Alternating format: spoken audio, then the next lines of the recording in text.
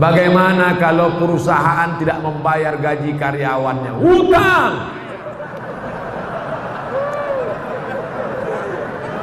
Kalau aku berhutang pada satu orang saudaraku, nanti ku cari engkau di padang mahsyar, insya Allah jumpa kita. Tapi kalau yang aku berhutang kepada karyawan 1000 orang, wahai perusahaan-perusahaan, kau bayarlah sekarang, daripada kau cari mereka di akhirat nanti. Sedangkan di Sumatera aja payah mencarinya, apalagi di padang mahsyar. Hai pimpinan perusahaan-perusahaan, hai manajer-manajer, hai GM. Yang Ustaz tunjuk ini siapa? Kamera. Mana tahu kebetulan dia nonton streaming. Bayar hutang, bayar. Al-wa'du dain, janji adalah hutang, dan hutang akan diminta pertanggungjawaban di hadapan Allah. Sekecil apa hutangmu? Faman ya'mal mithqala dzarratin khairan yara. Hutang sebesar biji sawi akan dituntut di hadapan Allah Subhanahu wa taala. Bapak Ibu calon jamaah haji, sebelum berangkat bayar hutang-hutang. Bapak nangis kenapa? Hutang saya banyak Pak Ustaz. Tapi Bapak kaya, masa nggak sanggup bayar hutang? Bukan nggak sanggup bayar, orangnya nggak tahu di mana Pak Ustaz. Hutang apa? Dulu waktu sekolah makan bakwan 3 bayar 1.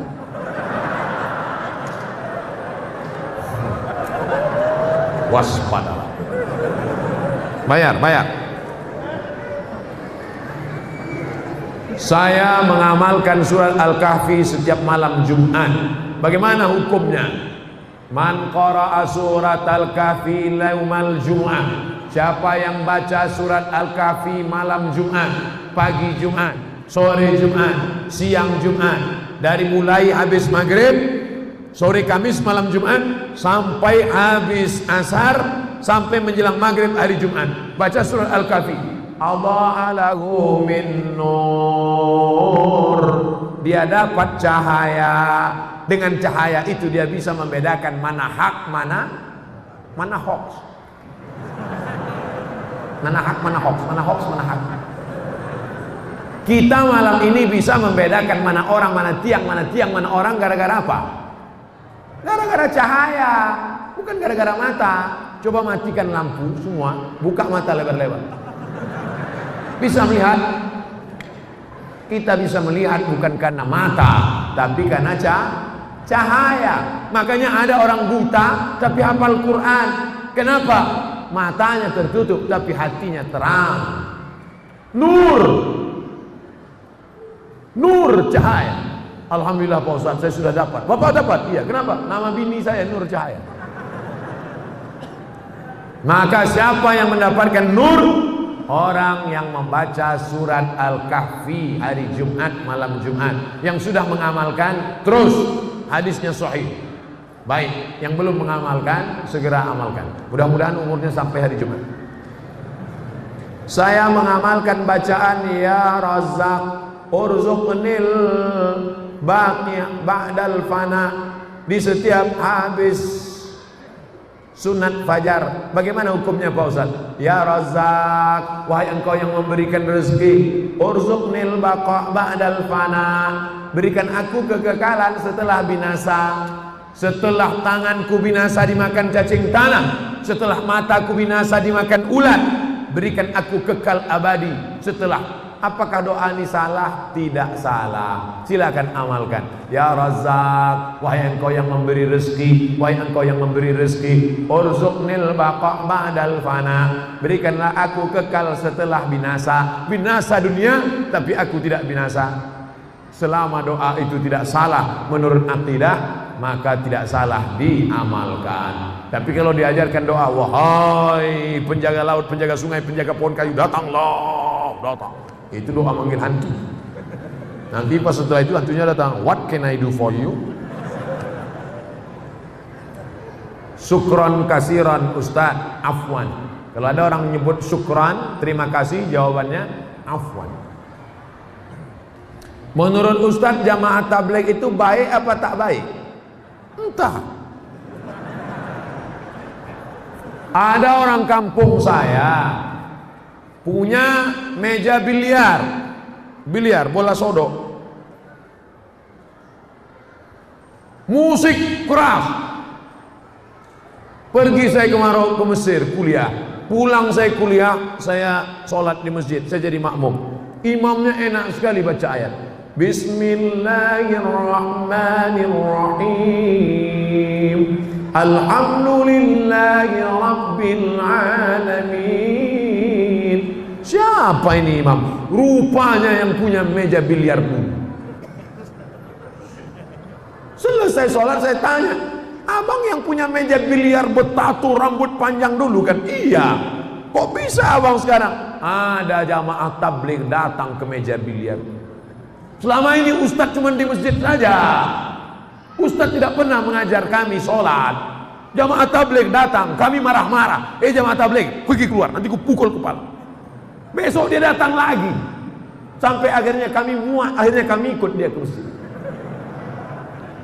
Ustadz Somad berceramah di masjid. Ustadz Somad tidak pernah ceramah di meja biliar. Siapa yang membuat preman-preman tengik tobat? Siapa yang membuat orang-orang di parkir tobat? Nih jamaah tabligh. Kira-kira jamaah tabligh ini baik apa tak baik? Yang bilang bukan saya. Saya cuma nanya aja. Jadi kalau ada orang mengatakan jamaah tabligh tidak baik, kenapa jamaah tabligh tidak baik? Karena jamaah tabligh pakai sorban, Nabi Muhammad pakai sorban. Jamaah tabligh tidak baik, kenapa? Karena jamaah tabligh pakai jenggot, Nabi Muhammad pakai jenggot. Jamaah tabligh tidak baik, kenapa? Karena jamaah tabligh mengetuk pintu rumah ngajak sholat. Itu yang dilakukan Nabi Muhammad. Assalamualaikum, ayo sholat. Ustaz Somad kenapa enggak melakukan ini? Saya takut. Orang jamaah tabligh tak ada takutnya. Assalamualaikum Pak Haji, ayo ke masjid Pak Haji. Jangan ajak-ajak saya, kau belum lahir aku udah haji. Besok dia datang lagi. Assalamualaikum Pak Haji. Waalaikumsalam. Ayo ke masjid Pak Haji. Jangan ajak saya. Saya sholat di Masjidil Haram 1 rakaat, catatannya 100.000 rakaat. Udah penuh amal saya. Saya udah sedikit lagi masuk surga. Jangan ajak saya. Besok dia datang lagi. Lama-lama Pak Haji bosan, udah kumat jantung. Ayolah. Nih jamaah tabligh. Kira-kira jamaah tabligh ini baik apa tak baik? Udah 2 kali kutanya. Saya punya keluarga. Ini panjang ini. Ini tak pertanyaan tak curhat. Saya punya keluarga. Oke, saya paham. Mempunyai sebidang tanah. Oke. 20 kali 15 meter. Ya. Namun tanah kami dikuasai tanpa hak oleh tetangga kami. Oke, jelas. Dengan ukuran lebar 7 meter. Pertanyaan saya, apakah orang yang mengambil hak tanah kami berdosa hingga akhirat? Qaidah sibrin, sejengkal kau ambil, sejengkal kau ambil, quyida, dililitkan ke lehermu 7 aradin, 7 lapis. Sejengkal kau ambil 7 lapis tanah di lehermu. Apalagi 7 meter? Apakah keluarga anak menantu turut berdosa karena mengetahui bahwa orang tuanya telah mengambil? Ya, yang tak tahu malam ini ku beritahu. Yang pura-pura tak tahu, tak mau tahu, aku kasih tahu. Andai tanah ustadz yang dibuat orang begini, apa tindakan ustadz? Ku lapor ke Pak Kapolres.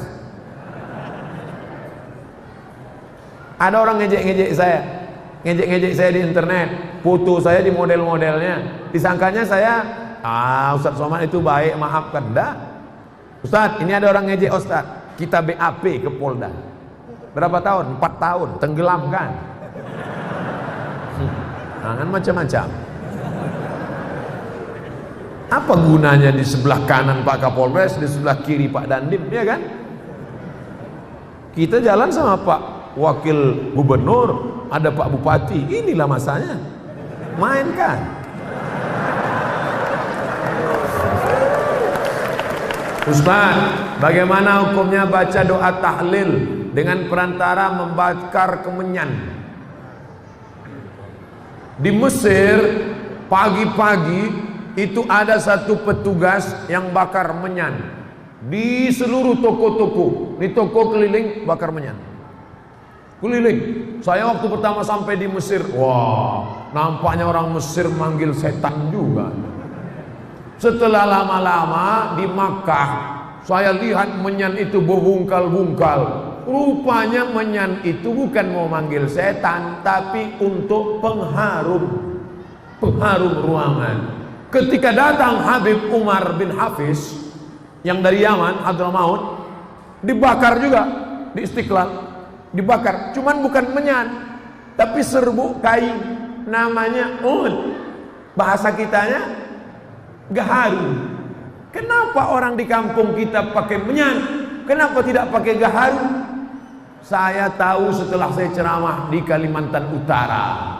Saya tanya Pak Gubernur, Pak Gubernur, ya, di sini banyak gaharu. Banyak. Berapa sekilo? 40 juta yang paling murah.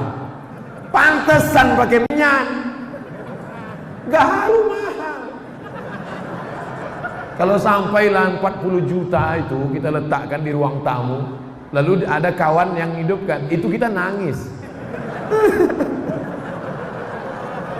Kenapa? Nggak tahan asapnya, nggak tahan.